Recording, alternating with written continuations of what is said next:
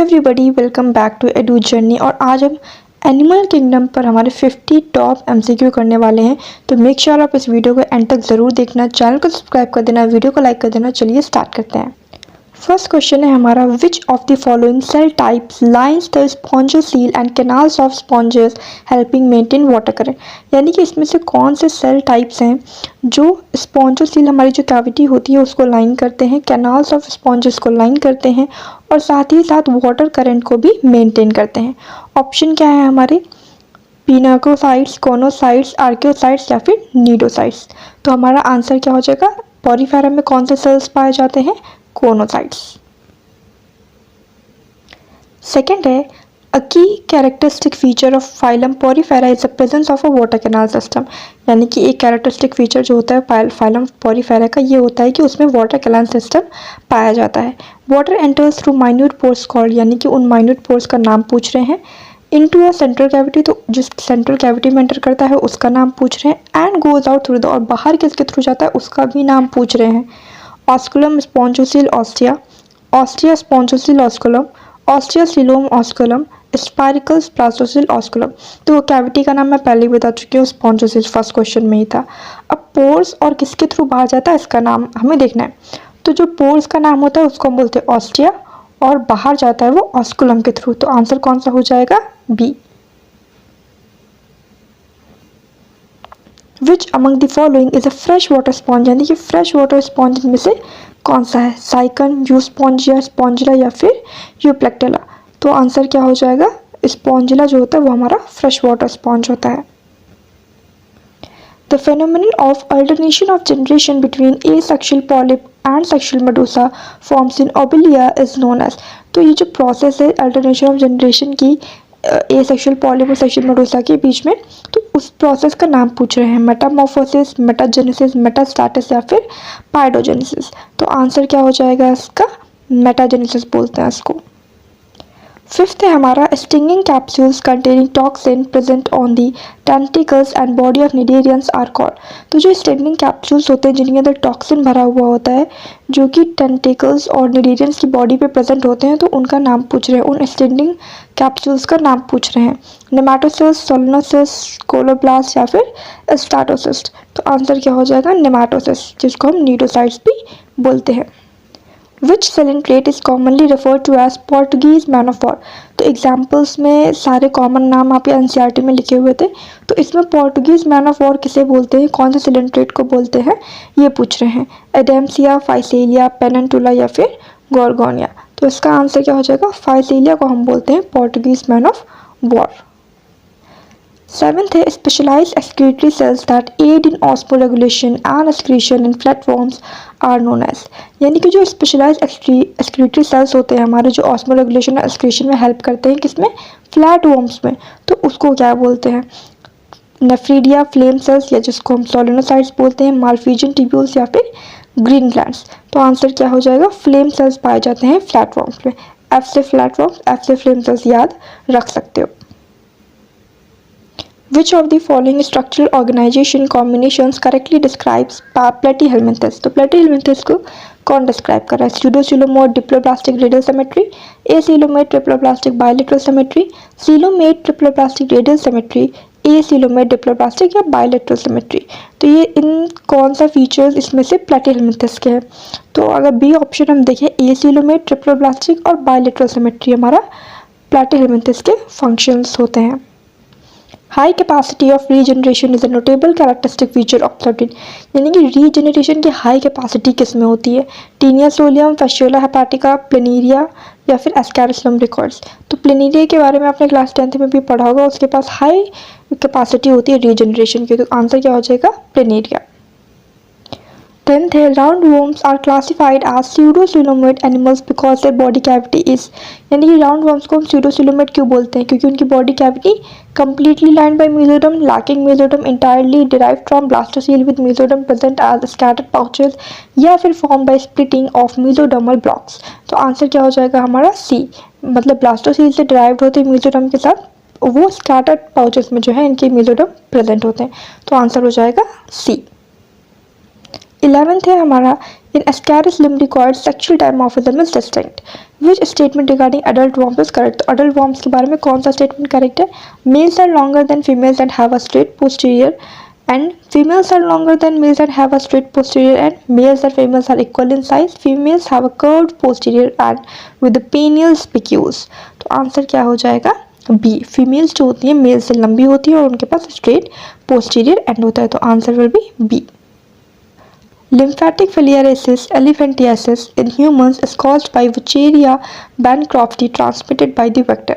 तो जो एलिफेंटियासिस होती है हमारे ह्यूमंस में, जो कि वुचेरिया बैनक्रॉफ्टी के द्वारा जो है कॉज होती है हमें, तो वो कौन से वेक्टर से ट्रांसमिट होती है? एनोफिलीज मॉस्किटो, क्यूलेक्स मॉस्किटो, या फिर टेस्टिस से फ्लाई, या फिर सैंड फ्लाई।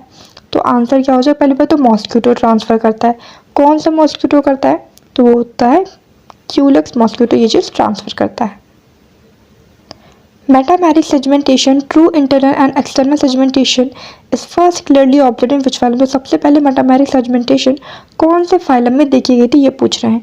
प्लेटीहेलमिंथस, एस्केलमिंथस, एनेलिडा या फिर आर्थ्रोपोडा। तो आंसर क्या हो जाएगा? सी, एनेलिडा। एनेलिडा में सबसे पहले मेटामेरिक सेगमेंटेशन देखी गई थी। 14th है हमारा aquatic annelids like Nereis possess lateral appendages used for swimming cord। यानी कि जो एक्वाटिक एनालिड्स होते हैं हमारे जैसे कि नेरिस, उनके पास लेटरल अपेंडेजेस होती हैं जो वो स्विमिंग के लिए यूज़ करते हैं। तो उन अपेंडेजेस को क्या बोलते हैं? सीटे, पैरापोडिया, रेडियोला या फिर स्यूडोपोडिया। तो आंसर क्या हो जाएगा हमारा? पैरापोडिया। उसको क्या बोलते हैं हम? पैरापोडिया। 15th है हमारा excretion and osmoregulation in annelids are performed by coiled tubular structures called. यानी कि जो हमारा एक्सक्रीशन और ऑस्मोरेगुलेशन होते हैं एनालिड्स में, वो ट्यूबुलर स्ट्रक्चर्स की तरह परफॉर्म किए जाते हैं। तो उन ट्यूबुलर स्ट्रक्चर्स को हम क्या बोलते हैं? प्रोटोनेफ्रीडिया, नेफ्रीडिया, कॉस्कल ग्लैंड्स या फिर एंटेनल ग्लैंड्स। तो एनालिड्स में कौन सा पाया जाता है ऑर्गन एक्सक्रीशन और ऑस्मोरेगुलेशन के लिए? B option, nephridia. 10th है हमारा which of the following is the largest phylum of Animalia characterized by a chitinous exoskeleton and jointed appendages. तो पूछ रहे हैं कि पहली बात तो एनीमेलिया का लार्जेस्ट फाइलम कौन सा है, दूसरी बात कि उसमें काइटिनस एक्सोस्केलेटन पाया जाता है और साथ ही साथ जॉइंटेड अपेंडेजेस पाए जाते हैं। ऑप्शन है मोलस्का, एनेलिडा, आर्थ्रोपोडा या फिर इकाइनोडर्मेटा। तो किस में पाया जाता है? Arthropoda. Insects like cockroaches and honey bees excrete nitrogenous wastes primarily through. यानी कि जैसे कि कॉकरोच, हनी बीज हमारे जो इंसेक्ट होते हैं वो अपने नाइट्रोजनस वेस्ट को किसके थ्रू एक्सक्रीट करते हैं? नेफ्रीडिया, मार्फिजियन ट्यूब्यूल्स, फ्लेम सेल्स या फिर एंटीनल ग्लैंड्स। तो आंसर क्या हो जाएगा? B, मार्फिजियन tubules. 18th है statocyst present in many arthropods serves as organs of. तो जो स्टाटोसिस्ट होते हैं जो बहुत सारे आर्थ्रोपोड्स में प्रेजेंट होते हैं, वो किस चीज़ के ऑर्गन होते हैं? Respiration, excretion, balance and equilibrium या फिर फोटो रिसेप्शन। तो आंसर क्या हो जाएगा? बैलेंस एंड इक्विलिब्रियम के ऑर्गन्स होते हैं हमारे statocyst. Which of the following arthropod is considered a living fossil. यानी कि ये सारे आर्थ्रोपोड के नाम दिए गए हैं, इनमें से लिविंग फॉसिल हम किसको बोलते हैं? लोकस्टा, क्यूलेक्स, ल्यूमुलस या फिर लासिफर। तो आंसर क्या हो जाएगा इसका? सी ऑप्शन, ल्यूमुलस यानी किंग क्रैब को हम लिविंग फॉसिल बोलते हैं। 20th है हमारा a rasping tongue like organ equipped with transverse rows of chitinous teeth used for feeding in molluscs. यानी कि रास्पिंग ऑर्गन का नाम पूछ रहे हैं। टंग लाइक ऑर्गन है जो कि काइटिनस टीथ होते हैं उसमें और फीडिंग के लिए यूज होता है मॉलस्क में। मैंटल, रेड्यूला, टिनेडिया या फिर ऑस्ट्रेडियम। तो आंसर क्या हो जाएगा इसका? बी ऑप्शन, रेड्यूला जो है हमारा टंग लाइक ऑर्गन होता है जो फीडिंग के लिए मॉलस्क में यूज होता है। देन 21 है which molluscan class member exhibits a closed circulatory system with high intelligence. यानी कि इनमें से किसके पास क्लोज सर्कुलेटरी सिस्टम है विद हाई इंटेलिजेंस। तो इसका आंसर क्या हो जाएगा? ऑप्शन पहले देख लेते हैं, गैस्ट्रोपोडा, बाइलवेलिया, सेफेलोपोडा या फिर इप्लैकोफोरा। तो आंसर है इसका सी ऑप्शन, यानी कि सेफेलोपोडा जिसमें ऑक्टोपस, सेपिया हमारे आते हैं। The space between the visceral hump and the mantle in molluscs is called the mantle cavity, which contains। यानी कि mantle cavity के बारे में बता दिया है पहले कि visceral hump और mantle के बीच में जो space होता है उसको हम बोलते हैं mantle cavity। अब उसमें क्या पाया जाता है? book lungs, feather like gills, ट्रैकी या फिर पैरापोडिया। तो उसमें पाए जाते हैं हमारे feather like gills। तो आंसर क्या हो जाएगा? Option B. Which system is unique to echinoderms and assists in locomotion, capture and transport of food and respiration। तो ऑप्शन क्या है? Canal system, water vascular system, open blood vascular system या tackle system. तो echinoderms में कौन सा system unique होता है ये पूछ रहे हैं। तो वाटर वेस्कुलर सिस्टम जो है हमारा इकाइनोडर्म्स में काफ़ी unique. See, in adult echinoderms is dash where is their free swimming larvae exhibit dash symmetry। देखो इकाइनोडर्म्स में दो तरह की सिमेट्री पाई जाती है, अडल्ट की अलग होती है, लार्वे की अलग होती है। तो यही दोनों का नाम पूछ रहे हैं आपसे। तो ऑप्शन है हमारे bilateral radial, radial bilateral, asymmetrical radial या रेडियल रेडियल। तो अडल्ट में पाई जाती है रेडियल और लार्वा में पाई जाती है बाइलेटरल। तो ऑप्शन कौन सा हो जाएगा हमारा B. Which of the following organisms belong to phylum Echinodermata? Sea anemone, sea hare, sea cucumber या फिर सी पेन। तो इसमें से कौन सा इकाइनोडर्मेटा को बिलोंग करता है? तो कौन बिलोंग करता है? सी कुकुम्बर यानी कुकुमेरिया जो है हमारा इकाइनोडर्मेटा को बिलोंग करता है। कार्टिलेजिनस फिशेस यानी Chondrichthyes differ from bony fishes Osteichthyes in having, यानी कि जो हमारी कॉन्ड्रिक थाइस होती हैं वो ऑस्ट्रिक थाइस से डिफरेंट होती हैं किस चीज़ में? Terminal mouth and operculum, placoid scales and absence of air bladder, cycloid scales and swim bladder, external fertilization and air bladder। तो आंसर क्या हो जाएगा? Option B, placoid scales and absence of air bladder में ये दोनों आपस में different होती हैं। An electric organ modified from muscle tissue is present in which cartilaginous fish? Trygon, Torpedo, Carcharodon या फिर स्कॉलियोडॉन। तो आंसर क्या है इसका? टॉर्पिडो में प्रेजेंट होता है ये इलेक्ट्रिक ऑर्गन, जिसको हम इलेक्ट्रिक रे भी बोलते हैं। Bony fishes maintain buoyancy at desired depths without continuous swimming because of the presence of, यानी कि बोनी फिशेस जो है पानी में काफ़ी गहराई में भी अपनी बायंसी को मेंटेन कर पाती हैं बिना स्विम किए। तो वो किस चीज़ की प्रेजेंस की वजह से होता है? हेट्रोसेल्सल, कॉर्डलफिन, एयर ब्लैडर, प्लेकॉइड स्केल्स या फिर क्लास्पर्स। तो एयर ब्लैडर यानी कि स्विम ब्लैडर होता है उन फिशेस में, इसलिए वो ऐसा कर पाती हैं। Fishes possess a heart that pumps only deoxygenated blood to the gills. This type of heart and circulation is described as। तो जो फिशेज है उनके पास ऐसा हार्ट होता है जो डीऑक्सीजनेटेड ब्लड ही पंप करती हैं। इस टाइप ऑफ हार्ट को और इस टाइप ऑफ सर्कुलेशन को हम क्या बोलते हैं?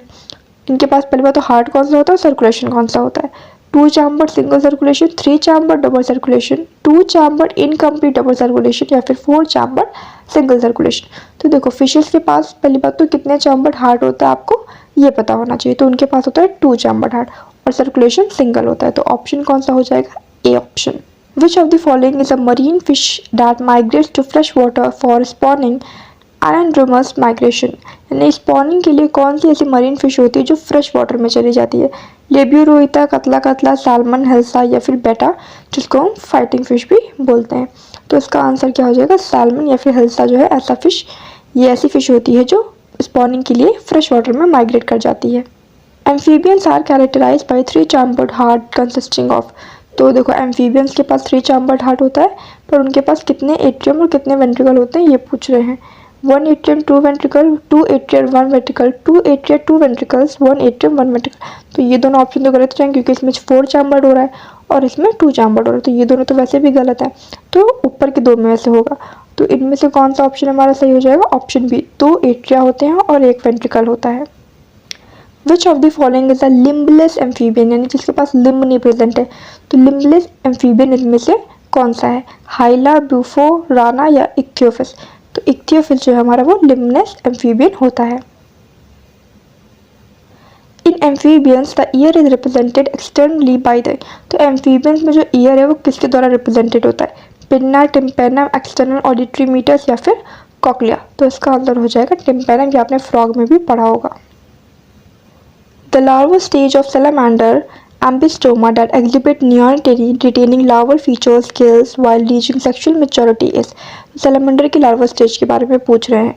tadpole, axolotl larva, trochophore या फिर glochidium। तो इसका आंसर हो जाएगा बी ऑप्शन, axolotl larva जो है इसको हम salamander के larval stage को बोलते हैं।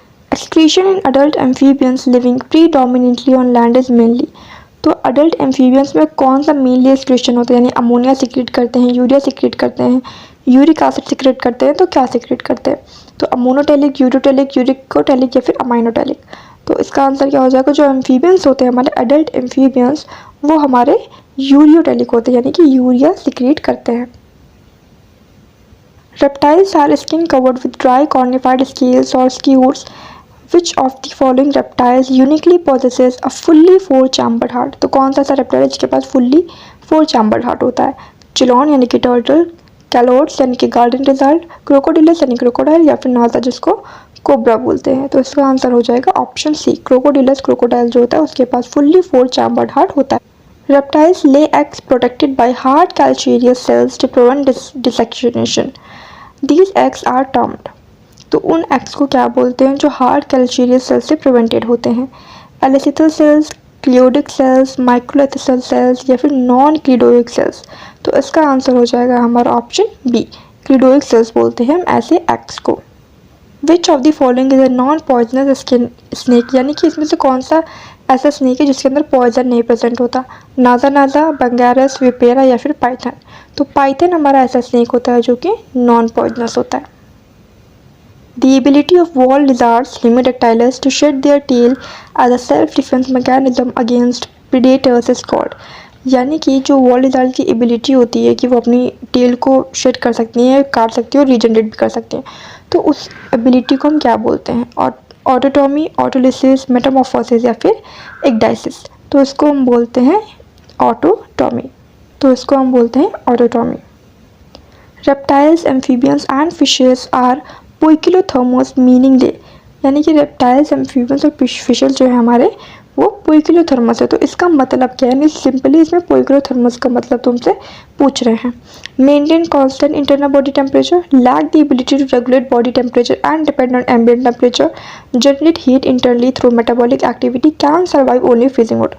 तो ऑप्शन क्या हो जाएगा? बी। मतलब पोइकिलोथर्मस का मतलब होता है कि वो अपने बॉडी टेम्परेचर को आसपास के एनवायरनमेंट के हिसाब से रेगुलेट नहीं कर सकते, मेंटेन नहीं कर सकते। Flight adaptation in birds includes long hollow bones filled with air cavities. These bones are known as, यानी जो हमारे फ्लाइट मतलब यानी जो बर्ड्स उड़ती हैं हमारी, उनके पास हॉलो बोन्स होती हैं जिनके अंदर एयर कैविटी फिल्ड होती है। तो उन बोन्स को क्या बोलते हैं? न्यूमैटिक बोन्स, सेसमॉइड बोन्स, स्प्लिंचिंग बोन्स, या फिर डर्मल बोन्स। तो ऐसे बोन्स को हम बोलते हैं न्यूमैटिक बोन्स। तो आंसर क्या हो जाएगा हमारा? Option A. The digestive tract of birds feature additional specialized chambers called, यानी कि बर्ड्स का जो डाइजेस्टिव ट्रैक्ट होता है उसमें एडिशनल कुछ स्पेशलाइज्ड चैम्बर्स होते हैं, उनको क्या बोलते हैं? Rumen reticulum, crop and gizzard, fundus and pylorus, या फिर सेसम एंड अपेंडिक्स। तो आंसर क्या हो जाएगा? ऑप्शन बी, उनमें होता है crop and gizzard. Continuous one-way respiratory airflow in birds is facilitated by pulmonary structures called, यानी कि इसमें पूछ रहे हैं तुमसे कि जो एक वे रिस्पायरेटरी एयरफ्लो होता है बर्ड्स में, वो पल्मोनरी स्ट्रक्चर्स जो है फैसिलिटेट करती हैं। तो उनको हम क्या बोलते हैं? उन स्ट्रक्चर्स को हम क्या बोलते हैं? Diaphragm, air sacs connected to lungs, alveola, या फिर वोकल कॉर्ड्स। तो फिर इसका ऑप्शन क्या हो जाएगा? ऑप्शन बी, उनको हम बोलते हैं air sacs connected to lungs. The voice producing organ situated at the bifurcation of the trachea in birds is the, यानी इसमें पूछ रहे हैं कि बर्ड्स में जो ट्रैकिया का बाइफर्केशन होता है, जो वॉइस प्रोड्यूसिंग ऑर्गन होता है, उसको क्या बोलते हैं? लारिंग्स, फेरिंग्स, सेरिंग्स, या फिर एपिग्लॉटिस। तो इसका आंसर क्या हो जाएगा? ऑप्शन सी, उसको हम बोलते हैं सेरिंग्स। विच of the following is a flightless bird, यानी ऐसी कौन सी बर्ड है जो उड़ ही नहीं सकती, वो उड़ती ही नहीं है? कोलम्बा, पिस्टैकुला, स्ट्रूथियो, या फिर पैवो। तो आंसर क्या हो जाएगा? स्ट्रूथियो, यानी ऑस्ट्रिच जो है हमारी वो उड़ती नहीं है। Which combination of traits is unique and defining for class Mammalia, यानी कि कौन से ऐसे ट्रेड का कॉम्बिनेशन है जो मेमिलिया क्लास के लिए है? 4 chambered heart, feather covering, homeothermy, mammary gland, skin, hair, muscular diaphragm, pinna, cold blooded nature, 3 chambered heart, viviparity, pneumatic bones, milk gland, से एपिडर्मस किस। तो इनमें से कौन से कैरेक्टर्स जो हैं क्लास मेमिलिया के लिए परफेक्टली मैच करते हैं? तो option B. Which mammal is egg laying oviparous, यानी कि कौन सा ऐसा मैमल है जो एग ले करता है इंस्टेड ऑफ बेबी, जिसको हम ओविपेरस बोलते हैं? मैक्रोपस, ऑर्निथोराइनसस, टेरोपस, या फिर बेलोनोप्टेरा। तो आंसर क्या हो जाएगा इसका? B option, ऑर्निथोराइनस।